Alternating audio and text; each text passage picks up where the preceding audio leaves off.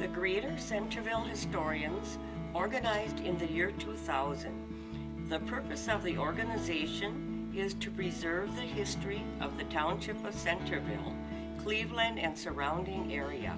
Gerald O'Neill, Charlie Bauer, Richard Wiegand, and myself, Kathleen Sixel, were the founding members. In 1831, the territory south of Green Bay was sold to the U.S. government by the Native Americans who had title to the land. The consideration was the promise of a reservation in another state. The Township of Centerville was established in 1850. The township had a village called Centerville. The reason for the hamlet's original name of Centerville was, in the days of the Indians, there was a trail along Lake Michigan between Manitowoc and Sheboygan. This heavenly spot was exactly at the halfway mark, so the early white man gave it the name Centerville. In 1849, the village of Centerville was surveyed and laid out in lots and blocks. The village of Centerville was renamed Hika when the Postmaster General informed the village leaders that another Centerville was located in the state. When it became time for Centerville to be renamed, a judge in Manitowoc by the name of Albert Schmidt would take kids hiking. The judge said, "You can't call a town hiking, so why not make it Hika?" Thus, the village of Centerville became Hika. In the early years, Centerville had the vision of becoming a lake port. To encourage ships to dock there, 2 piers were built into Lake Michigan. Many German immigrants arrived by schooners, and the village began to grow. The village had a brick factory, stores, schools, a Lutheran and a Catholic church, mills, saloons, blacksmith shop, and a fire department, and a brewery. When the brewery was built, the settlement began to flourish. But when fire destroyed the brewery, the largest industry, there was no longer a need for the harbor facilities. So ended this chapter of the development of Hika. 2 miles west of Hika, another settlement known as St. Wendell began to grow. It had a Catholic church, a general store with a connected dance hall, and a post office was also located in the complex, a funeral parlor, and at one time a motel. With the clearing of the forest, tilling of the land began. This prompted the exporting of lumber and grains. The farmers of Centerville looked forward to the building of a railway since they had a serious problem transporting their products. In 1873, the Milwaukee, Lakeshore, and Western Railroad was built between the settlements of Hika and St. Wendell and was named Centerville Station. In 1880, Centerville Station was renamed Cleveland after President Grover Cleveland. Cleveland, at that point in time, owes its growth to the fact that the Township of Centerville was a rich farming community, and farmers from miles around would bring products to be shipped by rail or ship. The village of Cleveland had several grocery stores, a furniture store, a funeral parlor, several saloons, Lutheran church, hardware stores, several gas stations, newspaper, photographer studio, several car dealerships, cheese factory, several feed mills, livestock yard, and lumber yards. The biggest business was the Cleveland Co-op, which offered many types of services. With the failing of grain crops, the farmers began dairy farming. With the abundance of milk, another industry began, cheese and butter making. Local cheese factories dotted the countryside. One-room schools were usually built near the cheese factories, so children would have a ride to school when farmers brought their milk. In 1958, Hika, St. Wendell, and Cleveland incorporated into the Village of Cleveland. In 1968, the Cleveland Elementary School was built. The Township of Centerville has seen many farming changes, but dairy farming is still the primary vocation.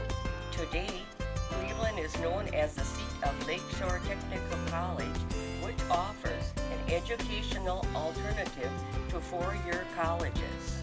An ancient proverb states, When an old person dies, a library burns to the ground. These words were the inspiration for organizing the Greater Centerville Historians. We hope to preserve as many memories as possible.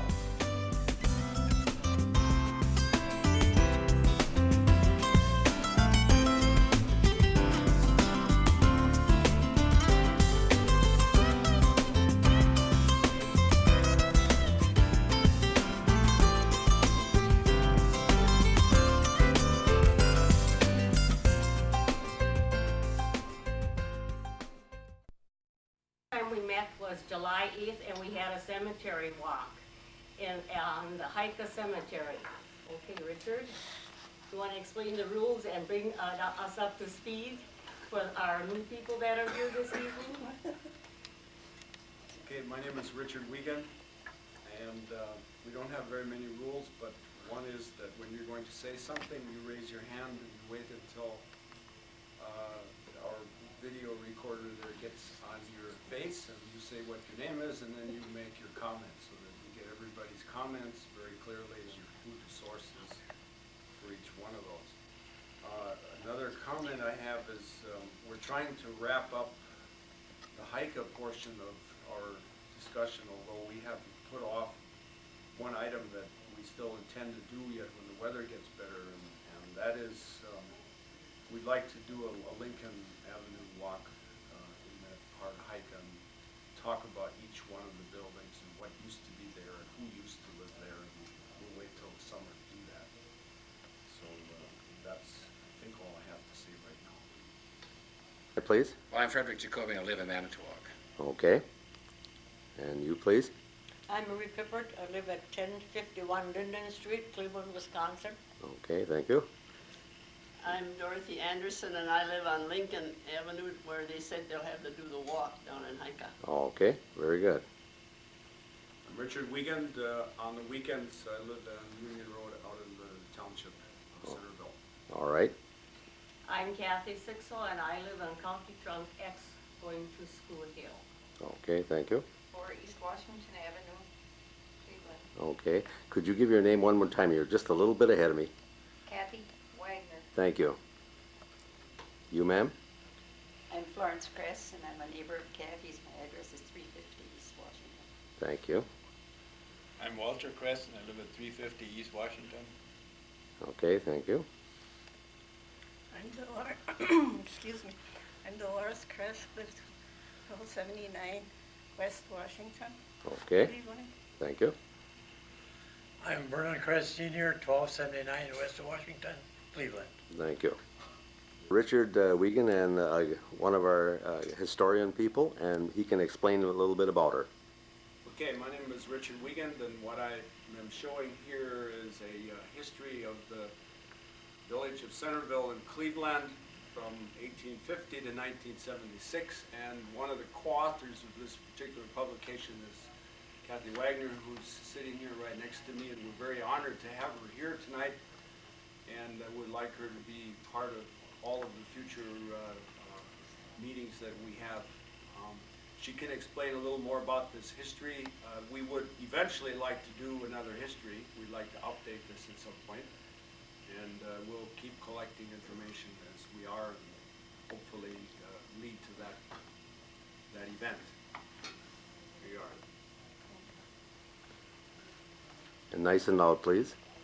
Can you Nice and loud. say something about it, how you did it? We did this in the bicentennial year, Okay, and it was a joint effort for the town of Centerville and the village of Cleveland. And the clerk at that time was Barbara Erdl, and she and I put this book together with the help of people and pictures, and it was mostly the two of us. okay. But it was a joint venture for Cleveland and Centerville.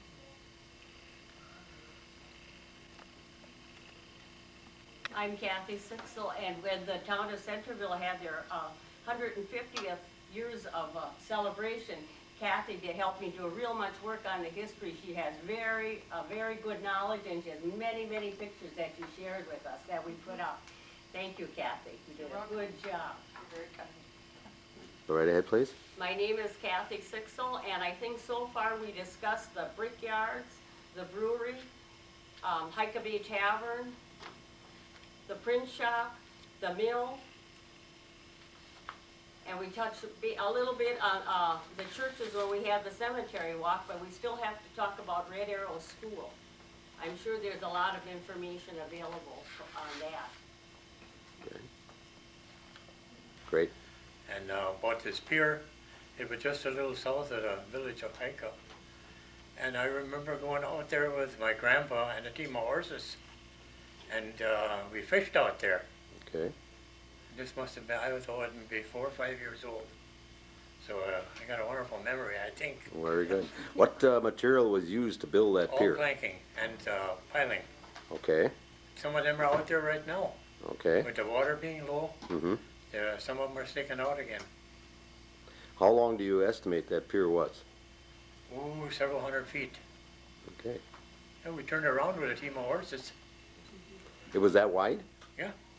How wide would you figure it would be? Oh, 75 feet. Wow. It was, Oh my goodness. Okay. some of the others must remember that. Dorothy? Remember that at all? Yeah, Okay. that's about it. We know Okay. the team of Do you remember when the pier was dismantled or what happened to it? Oh, it just washed away. Okay. Yeah, well, Father Time took it. All right. Okay. Anderson. Good. As I understand, that pier was built so that they could take, with horses and team, out to the end and meet the boats to bring the barrels of beer there before Okay. the train went through way back. And so it was wide enough, but I never remember it being that wide afterwards. And here's a picture of it kind of dilapidated. So, and this is 1907. Okay. Now hold that picture nice and still, and I'll get right in there. Okay, great. This is of it from the other end, I don't know the year, but from the south looking Okay. north, And that's taken right from Hika area. on the bluff. from On the bluff. south. Okay. Very good. And you could turn around with the horses at, it looks like dilapidated in 1907 on here. Grandpa And Buchberger, my dad, and Joe Buchberger, the son, and me. wonderful. Went out there, we went. Oh. Okay. Yes. I'm Vernon Kress Senior. On this pier thing, I went out there with my grandpa Buchberger, my uncle Joe Buchberger, and my dad. Okay. And we went fishing out there, and I remember we got oodles of perch. Okay. Better than this today. I'm sure it was. Your dad's name, by the way? Ted. Ted? Yeah. Okay. Thank you very much. Rudolph Mill, and I went on that pier and went fishing. And then later on, when it broke away, there was a part that was still good, but you had to get there with a boat. So we took a boat to go to that part, got off the boat and stayed on that pier and fished, and then went back on the boat and went home with the fish. Okay. Lots of perch. Lots of perch. Very good. Thank you. Go ahead, please. I don't really have any information, but I have a question. Your name, please? Frederick Jacoby. Thank you. Thank you, Fred. And I'm thinking the Kresses at least might be able to answer that. Was that pier like straight across from the south part of Stratman's Park? Right. Right below the hill. Those pilings were there I suppose when the water was low, we saw it a lot then, huh? Those years when I was a kid, youngster. There's a few of them sticking out right. Yeah, with the low water again. Yeah. The other thing was, I was gonna ask Vernon, was it that wide the whole ways, or was it, some of those piers were wider on the end? Yeah, outside. On the very end. On the end, Yeah. way out, so you could turn around. Went around with a team of horses. Old wagon. You must have been real little. I would say 4 or 5. So, And explain. This is I'm Dorothy Anderson, and this was taken from the land that was right next to the pier, taken toward the south. Okay. And, well, these bathing beauties were my mother and some aunts and people from Hika. Okay.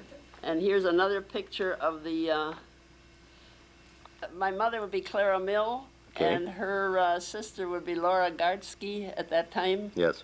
and maybe some, I don't know who else might be on there, some Okay. Stratman gals maybe. All right.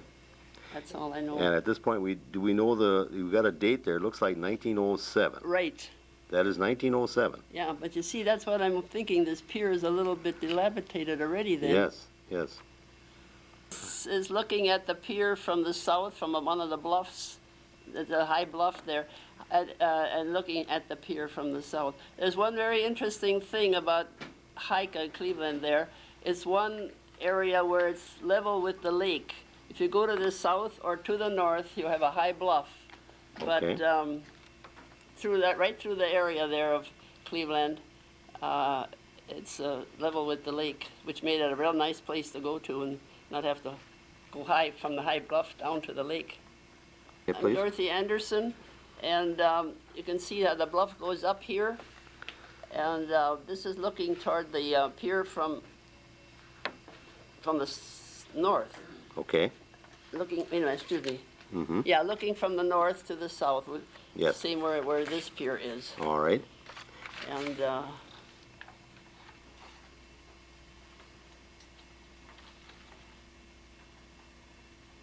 Dorothy Anderson, and this is a picture of the pier with the people on it, and this man right here with a like a pole. That was my grandpa, Gutlove Mill. He had the tavern in Hika. Okay. I think the one over here is Rudolph Hintz. All right. He was the barber. Okay. I don't know the other ones.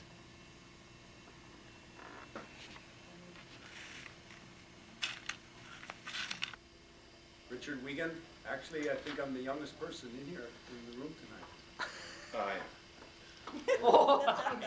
And I shouldn't be able to remember much about the pier, actually, but my first comment is, since there's some bowls or some pilings out there yet, and the lake is so low, we should grab one of these for our future museum.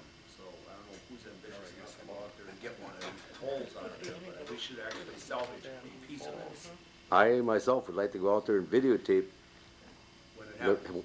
when it happens, and the remains that are there. Really, it's a prime time, and to get the relationship to where we are talking about the boat landing. Okay, we can do that. Okay. Second thing I want to mention is, I think one of the main purposes of the pier was not just to export beer or whatever else, but lumber, which was the major export of this area in the early days. We were shipping lumber to Milwaukee and Chicago, I'm sure, via that pier. And probably north. Yes. Well, they have their own wood. Well, Yeah. and then the third item, and I think we've covered this before, but the pier was part of this Indian scare story back, I think, in the 1850s, when people panicked and they thought the Indians were going to attack all the residents of Hika. Went out on the pier and they actually destroyed the connection between the shore and the outer part of the pier so that nobody could get across, and they stayed out there for a day or whatever it was until nothing happened. There was no Indian attack imminent anywhere, but the pier was famous for that event. Okay. Very good. Thank you. Thank you. Please. I'm Kathy Sixel, and there has always been a story that a family lived on the pier. And I think we talked about this once before. Was it near the pier, huh? Does anybody recall that? Walter. Harley Gruel. And has some information on the situation at the pier, and please give your name. Vernon Kress Sr. The fisherman's name was Harley Gruel. He came down with his wife and father, and they set up a little shack right almost on the water, and they had fishing there. They came down from Oconto County, Okay. and I don't know what they weren't there too long. Okay. I don't know how they could live in that place, but they did. Okay. It was right on the Right. on the shore. There wasn't even any land. No on land the in sand, between. so the shore. Yeah.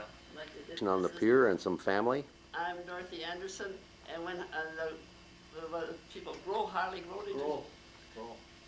When they really were squatters, because that land didn't belong to anybody. It was lake land, but they had their house there. Okay. Very good. Thank you. Okay, Kathy, could you repeat your name one more time? Kathy Wagner. Thank you. The Indian scare is in our bicentennial book. Great. It happened on September 2nd, 1862. Okay. You want it read? Sure. You got it? Residents of northeastern Wisconsin were rudely awakened by cries that the Indians were coming. Messengers from all parts of the county announced that the Indians were burning and murdering everything in their path.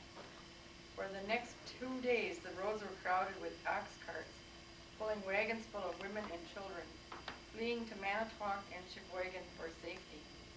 The residents of the town of Centerville barricaded the women and children on one of the piers at Hika Bay. Common sense prevailed, however, as they considered the fact that the Indians might set fire to the approach, and the women and children would find themselves between the devil and the deep sea. They were then taken to Sheboygan for safety. After several days without any sign of the Indians, everyone returned to their homes. Later it was decided that the rumor of the Indian raid was the work of copperheads, or Southern sympathizers, to prevent enlistment at a time when they were sorely needed. The entire alarm was really unfounded, for at that time there were only a few hundred peaceable Indians left in this part of Wisconsin. Thank you. Richard Wiegand, I recall when I was young that there was a dump on the lake shore south of the village of Cleveland. I think it was near the county line.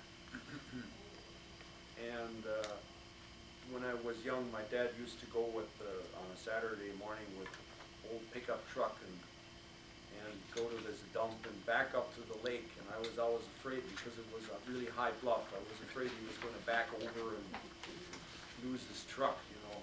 And I used to get a charge out of throwing things over the edge, you know, pushing things over that and into the lake. And I remember one time I picked up there are these 5-gallon grease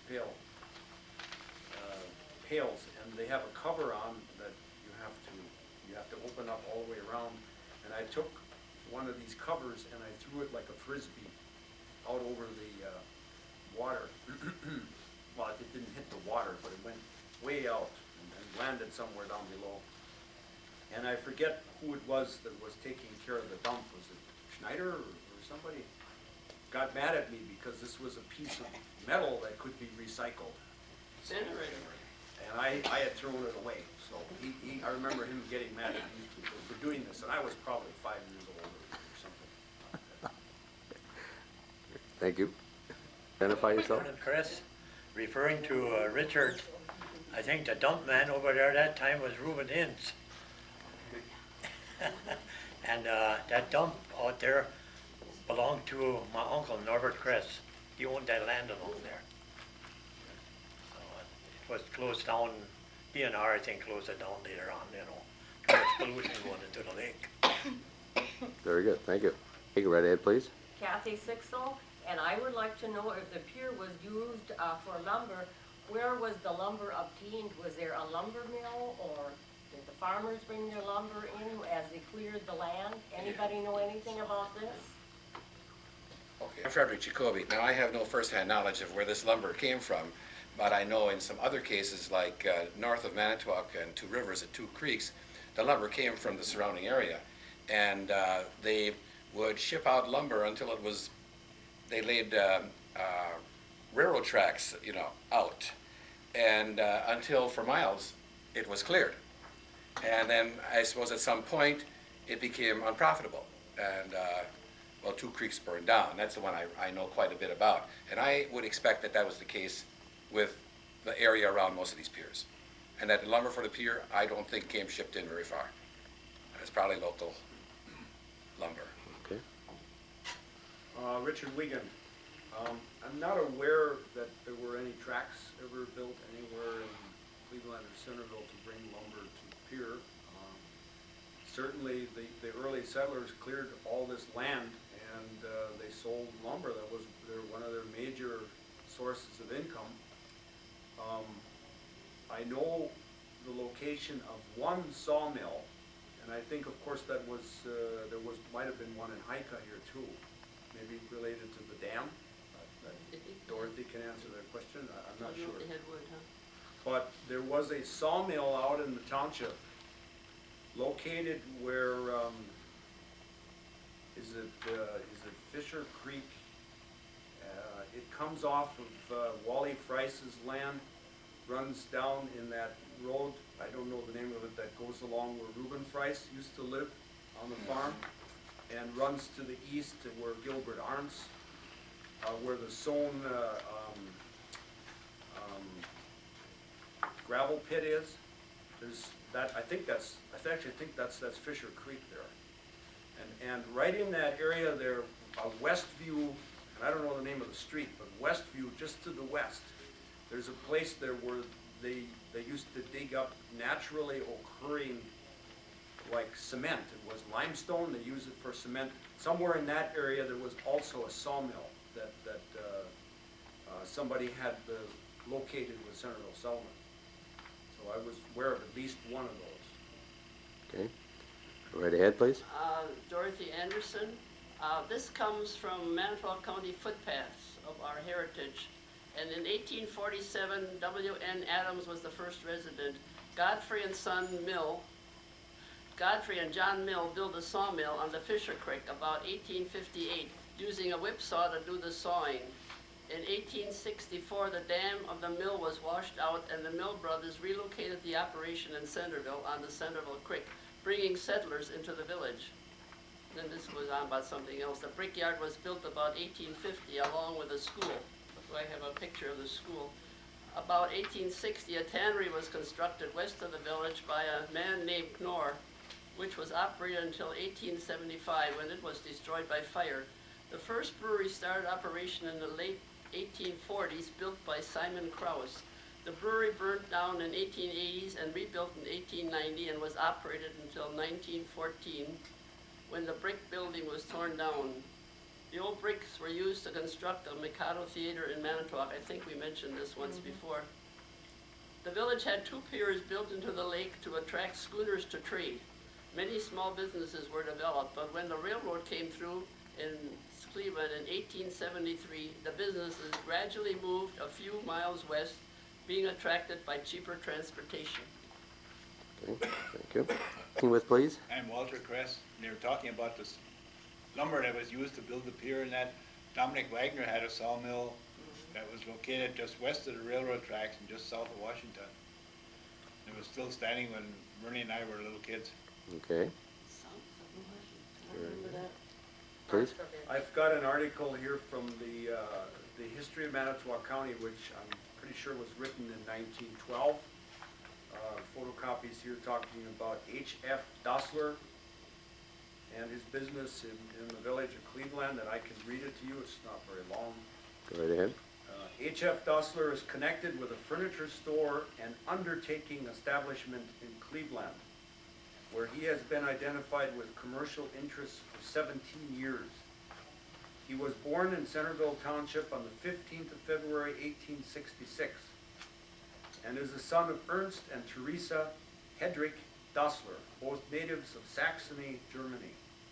The father was born in 1836 and passed his first 16 years of his life in his native land, whence he emigrated to the United States with his parents in 1852, locating in Manitowoc County.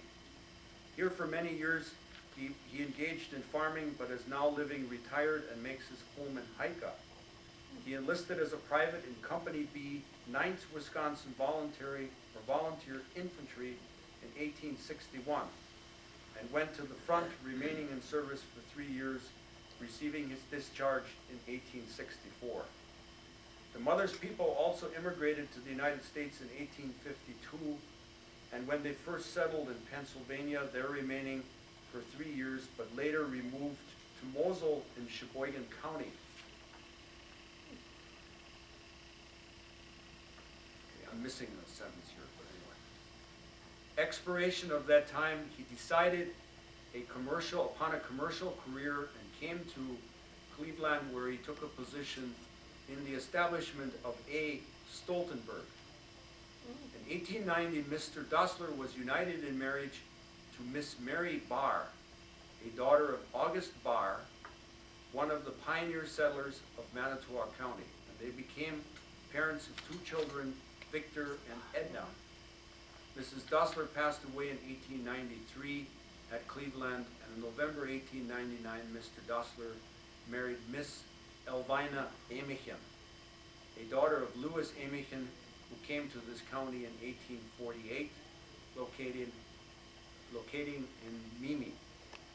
3 children have been born to Mr. Dossler and his second wife as follows: Gertie, Cora, and Melvin. The 2 elder are attending school. The family attended German Reformed Church, in which the parents hold membership, and fraternally Mr. Dossler is associated with Cleveland Camp number 8582 MWA, and has been a member of that council of that order for 12 years. His political support he gives to the Republican Party, and at the present time is discharging his duties of town treasurer. Mr. Dossler has always manifested upright principles and the highest integrity of business transactions, and is fully entitled to the esteem and respect he is accorded to by his fellow townsmen. Anybody know of this family? or- That might be those Dosslers across the dam. Dorothy Anderson, and this picture here is of the harness shop down in Hika, run by Dosslers, and according to the caption here, Louis was 19 on the picture, and then following Louis,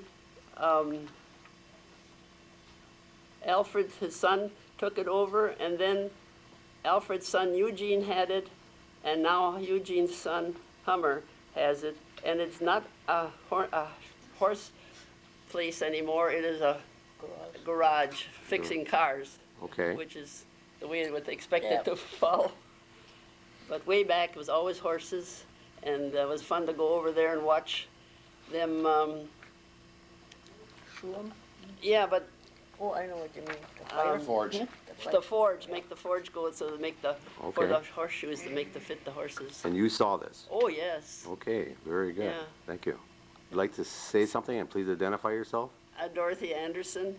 Hummer I ended up with, which is whose real name is Larry. Eugene had 2 sons, Larry, and one of them stayed here in the shop. Okay, thank you. I'm Walter Kress, and they were just talking about the blacksmith shop. Yes, The shop to the left here used to be a butcher shop, which was moved up to Cleveland, which is now the barber shop, Bennon's Barber Shop. okay. Very good, very good. Thank you. An old meat market. Okay, and what was the name of the meat market? I don't know. Marie Pepper probably would know. Okay, But your father-in-law moved that up next to his meat market. And then Reuben Prawl, I think, went in there as Okay. barber, right?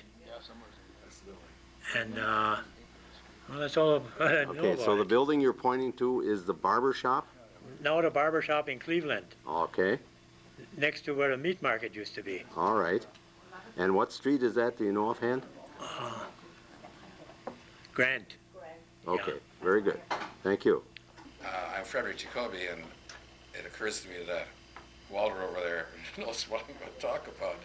But I remember as a kid going there with my dad, and To where are we going to now? Dossler's shop, Okay, blacksmith shop. yes, okay, When haying season, the sickles would be lined up, and he'd be sharpening them okay, and changing sections. And then I remember also plowing time. The blacksmiths did the shears mostly, and they'd be lined up all over, you know. And the shop was all hanging full of stuff, and all of it dirty from the forge, you know. Now, the gentleman that was the blacksmith, Well, I remember the blacksmith as Alfred Dossler. how big a man was he? Was he a burly person like normally? Well, you'd- he was what you might call husky. He wasn't particularly tall, I don't think. Okay, I would guess that maybe he was maybe 5'8", perhaps, okay, and a little husky. yes, You know, but okay, very good, that was a lot of work when certain seasons, you know. right. Thank you. Who is part of history, really. Could you relate your information, please, and your identity? I'm Walter Kress, and I worked at that blacksmith shop when I was a kid. Okay, To pound out plowshares. okay. Now what, you used a mallet of some kind and heat them up? On the anvil, Okay, heated them in a forge. and Okay. watered them out. all right. And about grinding anything to sharpen things, what did you do there? No, And I didn't. You didn't do that? Get in on that part. Oh, okay, very How good. old- How old were you? About 15, 14, 15. Okay. If I may ask, do you remember what you were paid? No, I don't. Okay, Not Thank- very much. thank you. I'm Walter Kress. Yes. I want to point out where the two sawmills were. All right, One of them was across from the fire station, just one moment.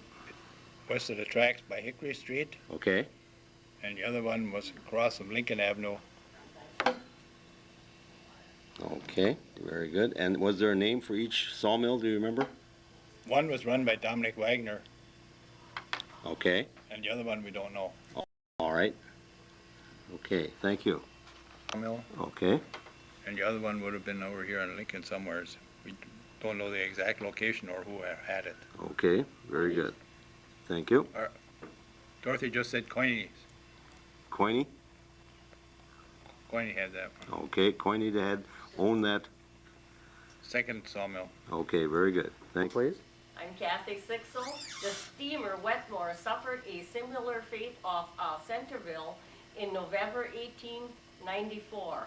So that must have been some kind of a shipwreck at one time or a boat. Does anybody's family know anything about this? Or anybody ever hear of it? What is the name of that ship again? The Wetmore, The Wetmore? yeah. Okay, And all involved with the Turners. Dorothy, what did you call Turner? Turnforoin. I don't know in German, but I remember hearing that. Yeah. But what did you hear, or was your family? Nothing in Hika, or down here, nothing. Nothing down there. The GUG we used to hear about. what did that mean? What is Turner's? Turner's is a, Gymnastics. Gymnastics, yeah. There It's was an Manitowoc? it's today Well, I in think it used to Sheboygan. be. I Yeah, Some information on a name? Go right ahead, please. Well, I'm Frederick Jacoby, and I really don't know that much about the Turners, except that I recognize it as a sort of a gymnastic society, and I think it did have its beginnings in Germany and was brought over here, and they established these, what they call them, societies in all the communities. And I'm aware that Sheboygan especially was active, and Manitowoc, I never heard of it in the village of Hika, but it very well might have been that someone tried to start one. Okay, now Turner's, could you spell the name? Well, Just Turner is simply Turner. Okay. But the German form of the name, Dorothy Anderson might want to. no, I don't know, except I remember hearing Turnforoin. Turn- Whatever that means in English. And I don't know how to translate that. Here, it's we like have the a- ABC. I can read this to you. Yes, go right ahead, Richard. Yeah, like. Okay. Richard Wiegand. Yes. Talking about the Turner Gymnastics Club, or whatever it was. This is from, it's called A Beacon on the Lakeshore, page 73. And it's called Turnversin, Turnversin, Turnversin, Manitowoc, 1854. Second at Two Rivers, 1857, with Centerville, Kiel, and Michigan following soon after. Founded in Centerville by German residents. Richard Wiegand, I'd like to pose to the people here something about the development of the streets and the roads in Hika, around the village of Cleveland. When was the first graveling done? When was the first paving done? Does anybody remember when we had, dirt roads going to gravel roads, or going to plank roads, or anything else like that in the village of Cleveland? That's my question. Kress, I used to live between Cleveland and Hika Okay, on a farm. yes. And I remember my mother bitching all day long about the dust coming in the house. So we had gravel roads, Okay, and they were maintained by farmers. They worked off their road tax, I think they called it, okay. with horses, and they hauled gravel all day long. You mean like a property tax? They would work this off? Part of the road portion of it. Okay, And I remember the roads still being in poor shape, because where we lived, lots of times at night, people would come, can you harness up your horses, pull us out? We're stuck in the road. That's about it. Okay, thank you. We had a little band in our church in Cleveland, and my dad was supposed to take me up there and I would be past this place where the road was bad, and he says, I'm not going to take you, so Reverend Brown came down and got me, and he and I got stuck. So that was a very soft spot. Yeah. I think maybe that was swamp, and then they put the road there, and it stayed soft. Very good, thank you. Kathy Sixel and Mr. Kress, when you talked, if I understood you right, you said they hauled gravel? Where did they get the gravel from? Fisher Creek. Fisher Creek, out of the creek? Or No, was there a on both plan? sides, on both sides. Where the Sounds live in, no, not Sounds. No, Go right ahead. Came up where you got the gravel from the roads. Yes, It is now Westview Street and in the bottom of the hill at Fisher Creek, both sides. Well, Freddie Sohn had a gravel pit later on the right side, okay, and on the left side, I don't know, I think it was Jaeger's owned it. That's where he hauled it out of. okay. think that the road, Lincoln, where the mill dam was, the pond was to the side, to the north side of Lincoln, that Lincoln was built up with logs to keep it up.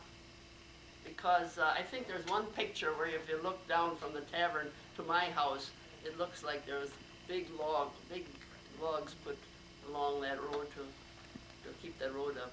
I think that probably all was swampy years ago because there was the creek, then over on the other side was swamp, so they built that road right through that.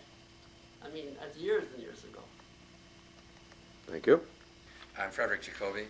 I've heard the stories from my father-in-law, Vernon Darish, who was born in 1905, and that was north of the village of Cleveland, a couple miles, and then there was a gravel pit right there too on Point Creek, and these gravel pits, and he used to tell, and I have a slight recollection yet, when they still graveled the town roads, this isn't the village, but the town roads, with teams of horses and wagons with dump planks, and they didn't have any equipment to fill those wagons. It was all Armstrong, and he would say the advantage they'd have, they usually had a hired man on the farm, and of course they'd get that hired man off the breakfast table quick, and the team would be hitched up to be as early at the pit as possible. You know, they could get an extra load in that day, and then the town clerk's job, or they had someone else, because I know that sometimes it was my father, Roland Jacoby. They kept track whatever roads they were graveling and how many loads every farmer hauled and was given credit for on his taxes. And I'm not sure exactly how that worked out, but it was, as they said before, about a road tax and so on. It must have been a lot of fun. I'm glad I missed it. I'm Dorothy Anderson. If we want to change topics for the time being, I'm going to talk about the school in Hika that Walter and Vern went to, and I did too. And there were brickyards around there, so there are several houses, plus the school was built out of yellow brick. And the school was District Number 5, named Red Arrow School in 1919 in honor of the famous Red Arrow, or the 32nd Division, to which many of the local boys belonged during World War I. Centerville District Number 5 was organized on January 19th in 1852 as Centerville District Number 1, and in 1856 the school districts in the township were renumbered, and Old Centerville Number 1 became District Number 5. In January 19th of 1852, 33 voters met elected officers and agreed to build a schoolhouse on Lot 6, Block 9 in the village of Centerville at a sum not to exceed $100. On June 30th of 1852, Susan Gretz was hired to teach a 3-month term for $14 a month. Equipment consisted of 2 tables and 2 12-foot benches made for the sum of $4. In 1858, the school and the site were sold at auction for $50. A new school was constructed in 1858. So the school is from 1858 on, but it was organized before that. for $162. The present brick structure now used as a home, well, it actually is now used as a computer business, was erected for a cost of $867 in 1871. In 1911, the school district installed the first rural playground equipment in the state of Wisconsin at a cost of $18. The school had an artesian well with outdoor bubbler. It was decided in 1865 to teach German one half of the time. This language was discontinued in 1903, and there were 106 children enrolled in the school in 1874. The ages range from 3.5 to 17. When the brick building was declared unfit for use as a school in 1959, a bungalow model home was erected close by and used as a school until the end of 1963 term, and then the children were bused to Haven and then to Sheboygan until the new Cleveland Elementary School was built on Washington Street in 1967. So the school is a part of the school district of Sheboygan. And when we went, there were about 45 kids in the school. Must have been full. Huh? Must have been full. Yeah, but here they had how many did they have at one time here? Yeah, so that must have really been full. 106 kids were enrolled in the school in 1874. So anyhow, we figured we got a good education, didn't we? Didn't you think so? Didn't hurt you much. Huh? We've had reunions of anybody who ever went to this school, and the first one was in 1980, then we had one in 85, we had one in 90, 95, the year 2000, which this one's from, and we'll have another one in the year 2005, if we're all around yet. And there are some younger ones. See, it's anybody who ever went to the school, so it isn't just us. So, Now, you attended this school. yes, What grades did you go through? all 8. All 8 grades. Yeah, no kindergartens No at that kindergarten. time. And teachers, do you remember any names of teachers? Mrs. Benjay and Walter Schnell. Got the Okay. teachers listed behind here. And there were loads of teachers. Okay. I do know that we had a big stove when you first came in, and they used to bring in coal and put it in there in the winter. And sometimes they didn't let enough air in, and all of a sudden it'd go whoop, and the door would fly open, and we Backfire. Backfire, yeah. What time of day did your school start, and how did you get there? Did you walk I there? only lived 2 blocks away, and I Okay. would walk there. Yes. And some people came by sleigh in the winter, and otherwise they walked. And the furthest away, I think, was about 2 miles. That was the Wagners. And then everybody on the east side of the railroad track up in Cleveland came down to this school. And the ones on the west side went to another school, which we'll be talking about later. Very good. Thank you. I'm Walter Kress, and I went to this Red Arrow School. I started out in 1926. Well, I graduated in 1935. Walter Schnell was the first teacher, Walter Schnell, and then Irene Scheffler stayed at our house. Oh, she did stay at your She home. stayed at our home, boarded at our home when I went to school there. How far away was your home from the school? Next door to Dorothy is about 2 blocks away. Okay, very good. Any other thoughts you might have of the school did you have any duties to do? Yes. Okay. Carried in the water, Okay, coal, carried out to ashes, okay. white blackbirds, What was that again? white blackbirds. Oh, cleaned white erasers- blackboards, okay. Cleaned erasers. Okay. Very good. Thank you. Please? Hi, I'm Vernon Kress. My memories of this school is my cousin Wally living next to the mill girls. And one day he come to me and he says, "They're beating me up all the time." He said, "Do something about it." And I think I did. Right, Dorothy? Thank That's you. it. Please identify yourself. I'm Dolores Kress, our Yes. oldest son, Yes, Vernon Jr. yes. He went there, how many, maybe 3 years? Yeah. And what years did he go there? Do you remember? Oh, he was born in 45, so it must be 51, 52. 51, 52, 53. Okay, very good. Any other thoughts there, ma'am? And Well, then we moved to the West west side. side of the tracks. Okay, Then he went to Center School. Center School. all right. Very And, good. well, there, our second son went to Center School, Okay, what was his name? John. John, okay. And our daughter Nancy Okay. went to Center School for a while. All right. And she went to Sheboygan, Washington for 1 year, and then she went down to the new school built down by Okay. Hika Bay there. Very good. Okay, well, anything else? No, not really. Thank you very much. Lady here who would like to indicate some more information in regard to school, please? Kathy Wagner, and what I'm reading from is the bicentennial book about Red Arrow School. Centerville District Number 5 was located in the old village of Centerville, later known as Hika, and now the village of Cleveland.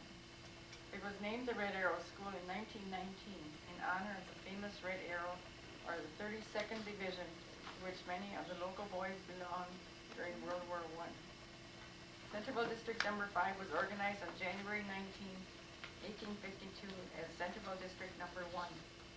In 1856, the school districts in the township were renumbered, and Old Centerville Number 1 became District Number 5. On January 5, 1852, the town superintendent of schools for the township ordered Peter Schneider, a resident of this community, to notify all qualified voters in sections 14, 15, 21, 22, 23, 27, and 28, and the east one half of section 32 and 33 and 34 to meet on January 19, 1852 to consider the establishment of a school district. 33 voters met and elected officers. They also agreed by majority vote to build a schoolhouse on Lot 6, Block 9, in the village of Centerville, at a sum not to exceed $100. The money was to be collected at a 5% fee by the next August through taxes. On June 30th, 1852, Susan Gretz was hired to teach a 3-month term beginning on July 1st at $14 per month. In November of 1852, the east one half of sections 29 and 32 were attached to District Number 2, and in May of 1856, more areas were attached to Districts 3 and 4. The first schoolhouse was built in the summer of 1852. In September of 1853, the school board leased the schoolhouse for $1 per month to George Leesmer for a period of 6 months, with the agreement that one room of the house was to be kept free for classes, should it be decided to hold school. Equipment consisted of 2 tables, 2 benches, each 12 feet long, and made for the sum of $4. In 1858, the old school and site were sold at auction for about $50. In 1858, the southeast quarter of Lot 11, Block 12, was presented to the district as a gift. Whether this gift was accepted is a question, since the district later bought the south one half of Block 1, Lot 9 from John Suxy for $25. A building committee was appointed to design and a contract for a new school. Joseph Herman was hired to construct the building at a cost of $162 to be ready for occupancy by October 1, 1859. A stone foundation was put under the building in 1866, and a woodshed was built in front of the school. Records do not indicate the kind or size of the second school, which was considered inadequate by 1871. At a special school meeting, voters decided to erect a brick school. By October 1871, a brick building was built for $867. In 1911, through the efforts of R.H. Hintz, then clerk of the board, the school installed the first playground equipment for a rural school in the state of Wisconsin. The swings and whirligig were handmade at a cost of about $18. The school had an artesian well, which had an outdoor bubbler. The first school term consisted of a 3-month session, but by 1858, a summer and winter term was inaugurated. By 1860, an 8-month term was maintained. The voters also decided that school should be taught no more than 5½ days per week. Although a German settled community, this district did not vote to teach German in the school until 1865, when it was decided to teach German 1/2 of the time. By 1875, it was decided to teach German 1/2 hour per day. By 1893, German was taught only 1/2 day per week. Records indicate that German teaching was discontinued in 1903. The earliest record of enrollment was found for 1858, when 33 pupils attended. In 1874, there were 106 children of school age enrolled, the youngest being 3½ years of age and the oldest 17. The average enrollment in the 1940s was about 30 pupils. Early settlers of this district, as shown in the Centerville assessment records, were the Wagners, Schneiders, Eichhoffs, Schultes, Kuhns, Saxes, Werners, and the Mills. Otto and Evers owned much of the land in the village and surrounding area. Most of the settlers were farmers, but many families lived in the village where the men worked in the pioneer industries of Centerville. School fairs were annual events in the early 1900s. These fairs featured farm and garden products as well as things made in the schoolroom. Prizes were always appropriated from the school treasury. Red Arrow pupils were always to be reckoned with in the township in county spelling and achievement contests. When Red Arrow School was declared unfit for use as a school in 1959, electors of the district decided to replace it rather than remodel. A bungalow model home was selected since it was felt that it could easily be converted into living quarters should the district decide to sell the building in the event that the school would close.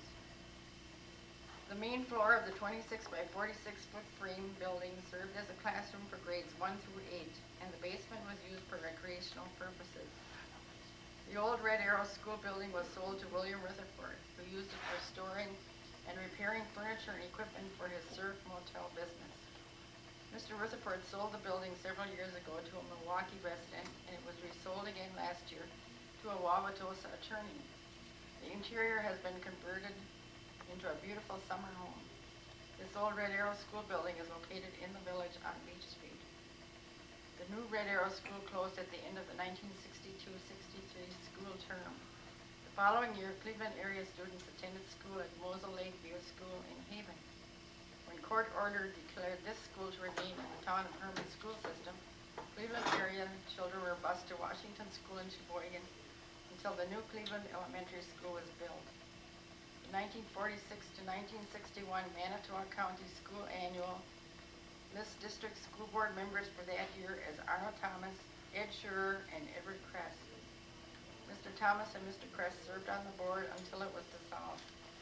Howard Vogel replaced Ed Schurer in 1951, and Gilbert Baylitz replaced Howard Vogel in 1957, serving on the board then until it was dissolved.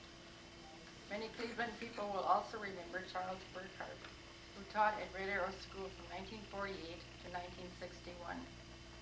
Betty Monkey taught the 1961-62 school term, and Mrs. Erna Trike taught the 1962-63 term. Mrs. Trike went with the students to their 1 year at Mosel Lakeview. The following year, Mrs. Trike went to Lincoln Urban, and Cleveland area students went to Washington School in Sheboygan.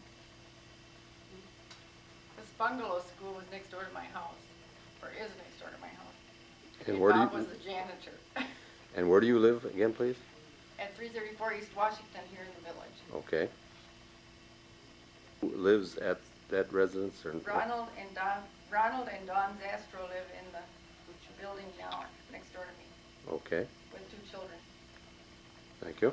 Kathy Sixel, my daughter went to the new bungalow school, and then she went to Mosel, and then she was one of them that went to Washington School. And you lived way out there? No, we lived at a different place at one time, yeah. So I have fond memories of that school, a little bit, of bungalow. I'm Dorothy Anderson.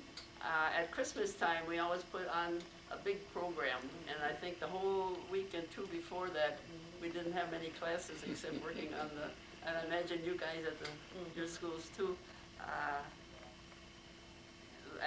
worked on the program, and there were plays and recitations, and at that time, I remember we even had the thing that they don't have in a public school anymore. We had the birth of Christ and stories like that. Very good, thank you. Information about the school days, and go right ahead and introduce yourself. I'm Walter Kress. Those of us that lived in the village went home for dinner, but those that didn't all had their gallon syrup pails where they carried their lunch in. Okay, and that had a cover too, right? Yes, it did have a cover. Okay, very good, thank you. Right ahead, please. I'm Frederick Jacoby. I don't know what happened at the Red Arrow School, but I do know in other rural districts, the teachers usually boarded at a near neighbor, and they would go home. I mean, they went home with the children from that neighbor, and the point is that there were any number of children left unsupervised for 1 hour, and it's something that I often think of today because, my goodness, would there be lawsuits. That's true. Dixel, and I would like to hit on the other little parochial school that was in Cleveland, and Frederick Jacoby can give us some information on it. Okay, before you turn me in. You mean the German? I'm Frederick Jacoby. It just so happens that the schoolhouse for St. John's in the village of Hika, they had a separate building, a frame building, and it was perhaps... No, that's the church. That's the church. It was framed with a door on one end and a door on the side to the other end and windows. Ended up on our farm as a utility building. And I talked to my mother-in-law, who was Lavina Sigelko, and then married Vernon Dersch, and she was born in 1913. And of course, all these kids went there for their Saturday instructions before they were confirmed in this Lutheran school. And I don't know, and we never talked about summer classes, but maybe they had something like that then too. I don't know that though.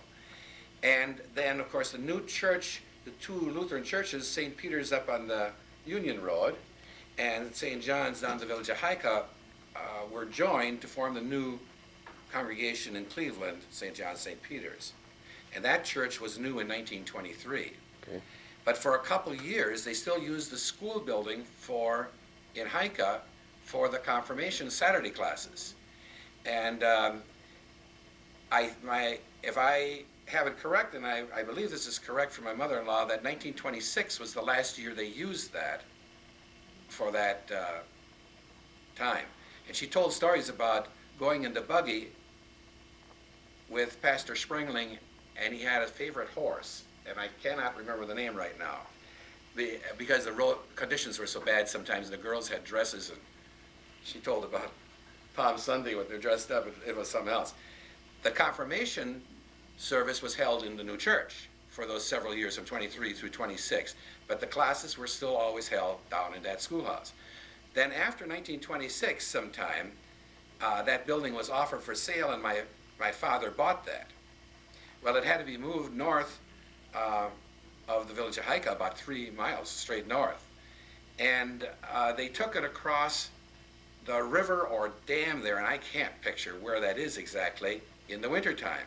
There must have been a spot where the bluff wasn't so high. I was thinking maybe somebody from the village would know better, Walter or something. And they got it as far, about a half a mile north the first winter. And the farm was there, owned by Walter Paglow, and I think, is there still a Yost there? Is it Ben? Yeah. That's where it stood then for a year or perhaps more. And then another winter later, it was moved another mile and a half, maybe, or two, to our farm on the corner of Centerville Road and presently X. The roads didn't have any names then.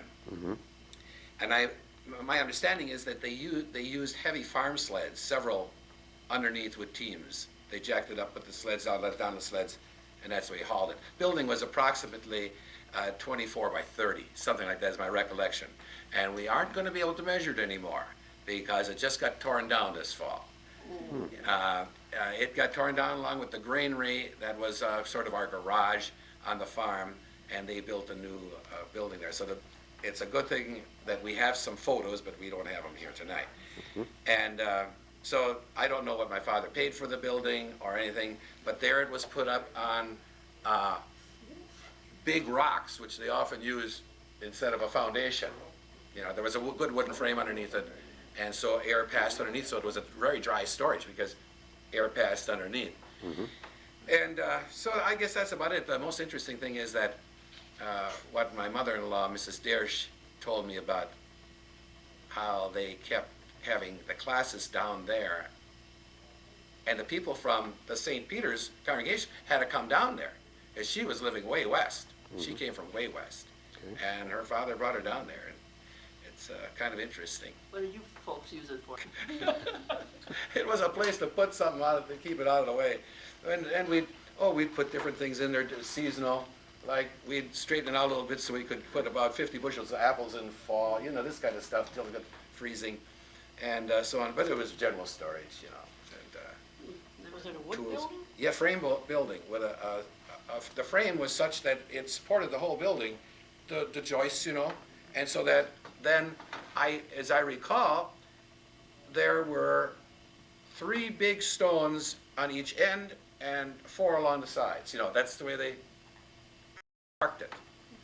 And there were more farm buildings built like that in those days, and it was a good way to put it. And it didn't sink, you know. Does anybody? Stories, I've heard lots of stories about Frederick Jacoby, about the pastor. He was there many years. It was a long time, like 40? 40. And Yeah. who's this pastor now? Pastor Springling. I can't Okay. think of the first name now. Philip. And I'll tell you what, those preachers in those days, they were the boss. And I've heard various stories, and I don't remember them well enough, but they ruled those congregations with an iron hand, and things got done their way pretty much. Behavior and such. Well, for instance, the idea that they had the new church in the village of Cleveland, and they still made everyone come to this other building. That was only because he lived there and was set in his way. That's why on Saturday mornings. Because here they had this new building up in the village, and it would have been a lot handier for the people coming from the St. John's attendance area. But that's what happened. So that's kind of an idea of the way it was. Thank you. That's all. I wanted to say something about Pastor Springling. He played the violin. Oh, yeah. And when we had the Christmas programs, after I was 6, then we had him up in the other. What year did that church get built in Cleveland? 23. That was just about right. That was when it was opened. Yeah. And but then he'd accompany us in our songs with playing the violin, and he was firm and nice, and I don't know, he's just the minister we had. That's all we knew. Well, I wouldn't want to give the impression that he was not a good man, you know, except that he used all the authority he had, and he had plenty of authority in those days, because I know that my mother spoke kindly of him, and she came as a young bride to this area. Okay. So, you know. Thank you. Richard Wiegand, some Wiegand remembrances about Springling. Of course, I don't remember him, but my dad does. And he always said that, Springling was there about 40 years, I believe. I think he left in 33. I'm trying to remember what year it was that he retired. I recently got an inquiry over the internet because I'm the Centerville settlement historian. I got an inquiry from the Springling family somewhere in North Carolina or someplace. They were asking some questions about this guy, and I referred them to, the church. They should ask because there's something in the history about this fellow.